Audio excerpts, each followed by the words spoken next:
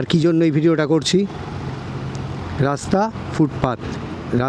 ফুটপাত সব রকমের দোকান আছে এই অল্প জায়গার মধ্যেই। খুব ছোট্ট একটা ভিডিও শেয়ার করব। আগে রাস্তাটা বলে দিই আমি কোথায় আছি। ওটা হলো এলগিন রোড। ওইখানেই ডান দিকে রয়েছে ভবানীপুর কলেজ বা ভবানীপুর এডুকেশন সোসাইটি। আর সামনে দূরে দেখা যাচ্ছে এজেসি বোস রোড ফ্লাইওভার। আমি ওই পর্যন্তই যাব, সামান্য ছোট্ট ভিডিও। আপনারা হয়তো বলবেন যে এখানে দেখার মতো এমন আর কী বা আছে, তবে আমি রাস্তাটার বাঁ দিকটা আপনাদের দেখাবো। এখানটা একটু ফাঁকা আছে, তবে এখানে একটা দোকান আছে। দোকানটা যদিও পুরোপুরি ফুটপাথের ওপর নেই, কিন্তু এই দোকানটা ফুটপাথেরই ওপরে। এটা হলো আইডিয়াল প্লাজা। তো চলুন আমি বাঁ দিকটা দেখাতে দেখাতে ওই ফ্লাইওভার পর্যন্ত যাই। এখানে আরও একটা দোকান আছে। এখানে যেহেতু এরকম একটা বিল্ডিং রয়েছে তাই সামনেটা একটু খালি, তবে এই হলো ফুটপাথের অবস্থা দেখছেন। ফুটপাথের ওপরে গাড়িও রাখা আছে, অসুবিধে নেই। আমাদের এখানে কলকাতায় রাস্তা দিয়ে লোকজন হাঁটে আর ফুটপাথ এরকম থাকে, আর ফুটপাথের ওপর গাড়ি থাকে।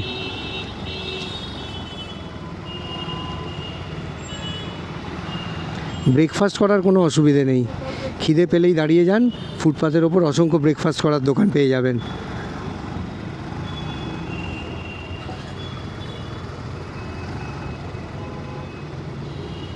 এবার আশা করি বুঝতেই পারছেন যে আমি কি দেখাতে চাইছি আর কি জন্য এই ভিডিওটা করছি।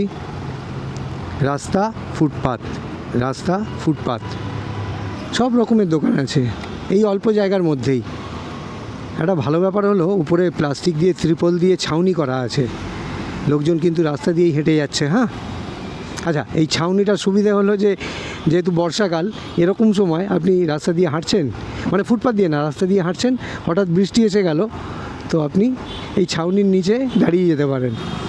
সেই অ্যাডভান্টেজটা ডেফিনেটলি পাবেন। এবার দেখুন,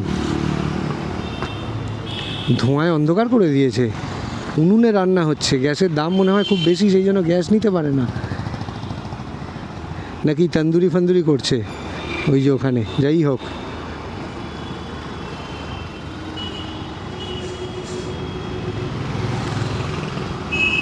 তো এই রকম আমাদের কলকাতার যেদিকেই যাবেন, অলি গলি যে কোনো রাস্তাতেই যান না কেন, ঠিক এই দৃশ্যই চোখে পড়বে। সামনে সিগন্যালটা গ্রিন দেখতে পাচ্ছি। আমি অ্যাকচুয়ালি যাবো ডান দিকে, তবে লোভও লাগছে যে টেনে বেরিয়ে যাই, তবে আপনাদের দেখানোর জন্য আস্তে আস্তে যাচ্ছি। হ্যাঁ, এবার সিগন্যালটা খেলাম, রেড হয়ে গেল। যাই হোক, অসুবিধে নেই, বাঁ দিকটা আপনাদের ভালো করে দেখাতে পারছি, এটাই এনাফ। তো এটাই আমার বক্তব্য, আমার প্রত্যেকটা ভিডিওতে আমার বক্তব্য এটাই, যে আমরা কি কলকাতাটাকে আরেকটু পরিষ্কার পরিচ্ছন্ন, আরেকটু ফিটফাট রাখতে পারি না? একটু চেষ্টা করলে হয় না কি? যদিও এখন বর্তমান পশ্চিমবঙ্গ সরকার খুব করে চেষ্টা করছেন যে যাতে শহরটাকে পরিষ্কার পরিচ্ছন্ন ঝকঝকে তকতকে করা যায়। তবে এটাও ঠিক যে সরকারের একার চেষ্টায় কলকাতা শহরটাকে পরিষ্কার পরিচ্ছন্ন করা সত্যি খুবই কঠিন ব্যাপার। সাধারণ মানুষ যদি একটু সচেতন না হয় তাহলে আদৌ হবে কিনা সন্দেহ আছে, আর হলেও কতটা সময় লাগবে সে নিয়েও যথেষ্ট সন্দেহ আছে। যাই হোক, এটা হলো এজেসি বোস রোড। আমি শরৎ বোস রোড থেকে জাস্ট ডান দিক নিলাম, ওপরেই রয়েছে এজেসি বোস রোড ফ্লাইওভার।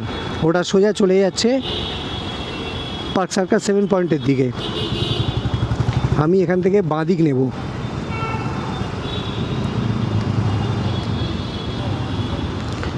লোকজনের ধৈর্য খুবই কম। সিগন্যাল রেড আছে, কিন্তু লোকজন ধৈর্য ধরে আর দাঁড়িয়ে থাকতে পারছে না।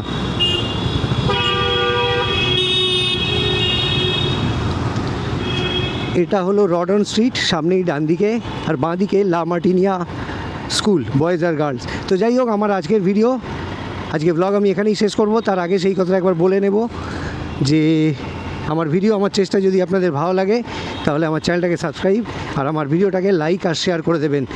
আবার কলকাতার অন্য কোনো অংশে এরকমই কোনো ভিডিওতে দেখা হবে, কথা হবে। ভালো থাকবেন, টাটা।